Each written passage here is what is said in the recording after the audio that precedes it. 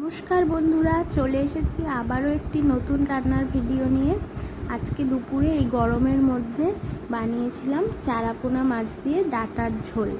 সেই রান্নাটাই তোমাদের সঙ্গে শেয়ার করছি। প্রথমেই মাছগুলোকে নুন হলুদ মাখিয়ে রেখেছিলাম আগে থেকেই, এবার ভেজে এক এক করে তুলে নেব।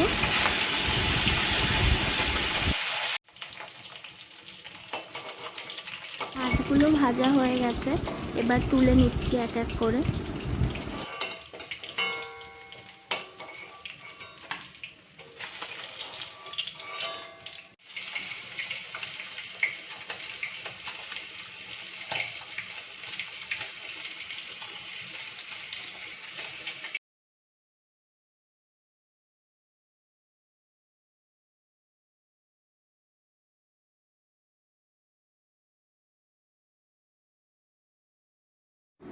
ডাঁটাগুলো ভাজা হয়ে গিয়েছে, এবার তুলে নিচ্ছি একটা পাত্রের মধ্যে।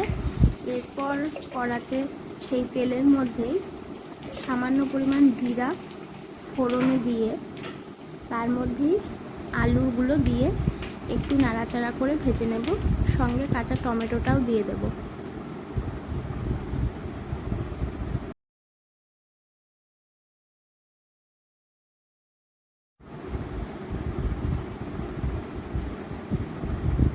আলু নুন হলুদ দিয়ে সামান্য নেড়ে টমেটোটা দিয়ে দিলাম, আবার দু একবার নেড়ে এরপর বেটে রাখা মশলাটা দিয়ে দেব। এখানে আমি একটু জিরে, আদা আর কাঁচা লঙ্কা বেটে দিয়েছি। এরপর মশলা ধোয়া জলটা দিয়ে দিলাম, দিয়ে বেশ খানিকক্ষণ ধরে কষাতে থাকবো। খানিকক্ষণ কষানোর পর ডাঁটাগুলোও দিয়ে দেব। ডাঁটাগুলো দিয়েও বেশ খানিকক্ষণ কষাবো। যখন তেল ছেড়ে দেবে তখন পরিমাণ বুঝে জল দিয়ে দেব। জল দিয়ে একটা পাত্র দিয়ে ঢেকে দিয়েছি।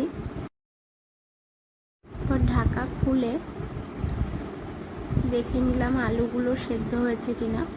এরপর দিয়ে দিলাম ভাজা মাছগুলো।